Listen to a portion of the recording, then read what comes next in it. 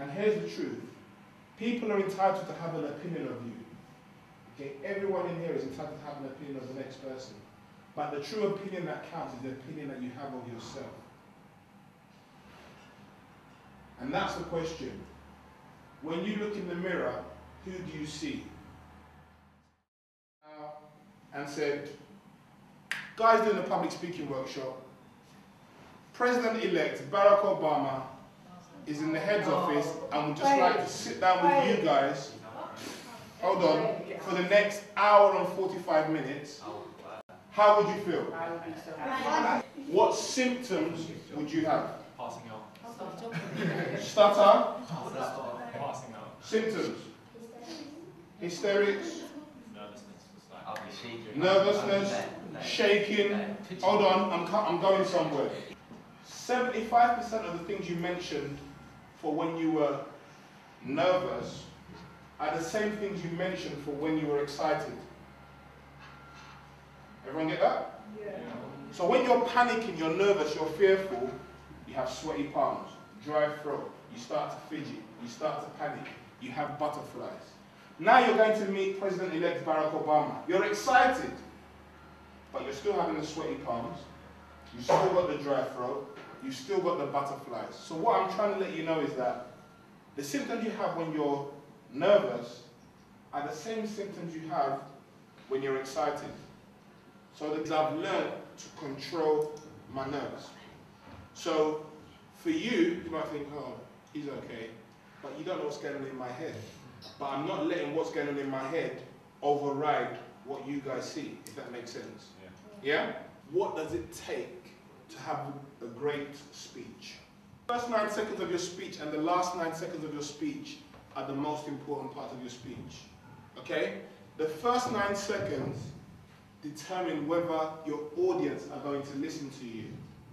The last 9 seconds determine whether your audience are going to remember you. So grab the attention of the audience straight away.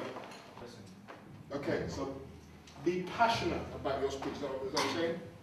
Speak from your heart. Confidence. Well done. Every once in a while, vary your tone. Take it up, bring it down. Okay? Anything else? There are 3 tips that generally make up a good speech. Eye contact is massive. Okay? And we know we've been told not to stare. Okay? All we're saying is, give everyone 3 seconds. Just scan. Just scan. Okay? And you don't have to go to make sure you've made eye contact with everyone. Just scan the audience. Just connect with everybody as you're talking. Okay? Just make contact with everyone in the room. Okay? Another thing in eye contact is you will find a couple of people. Your audience generally wants you to do well. Of course, going to a borough final next week, obviously they're going to want their own school to win. So you find a couple of people in the audience, and every time maybe you're losing track or you're feeling a bit worried, look back at that person that will be smiling at you, and they will boost your confidence. Eye contact, massive. And we'll do some eye contact exercises today. What else? You're going to pace, you pace with purpose. So I would come here, I would make a few points, still making eye contact with everybody in the room. Then I would pace again, come to the center, make a few points, and then come over here again, okay? So you call it pacing with purpose, rather than just pacing up and down. Anything else anyone can come out? This is the communication triangle. Delivery, content, and structure.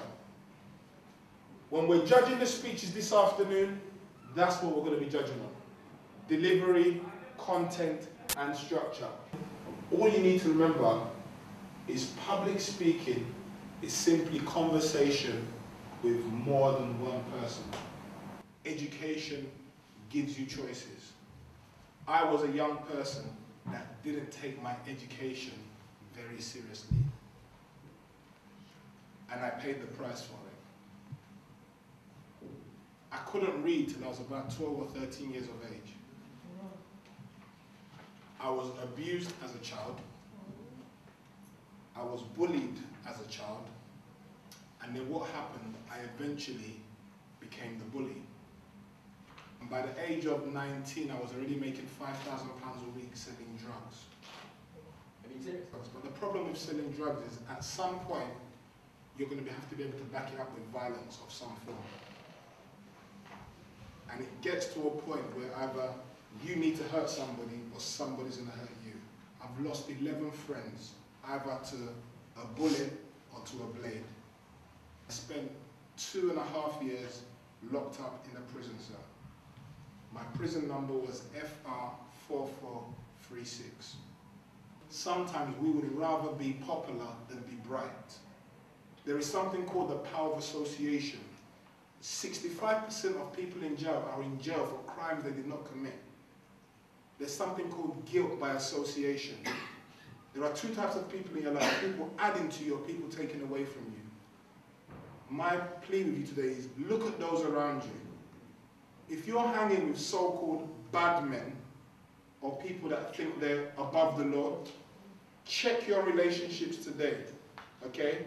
Because all it takes is one moment. I've looked down the barrel of a gun twice and my life has been spared. You might not get the same chance. Stay in school, maximize the opportunities you have with your education, and live out your dreams, okay?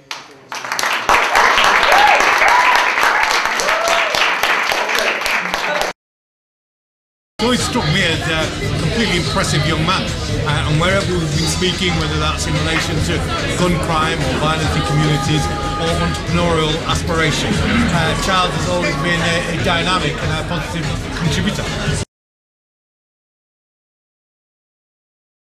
She describes herself as mad, loud, and happy. Not the typical teenager, no. Her ambition is to one day become a social worker.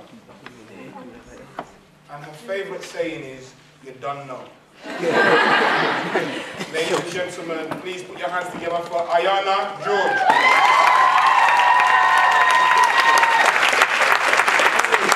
I think I would recommend to this book to young black men who are aspiring to change their lives, to move from where they are to an advantageous position. And this book speaks on so many different levels about how best that can be done.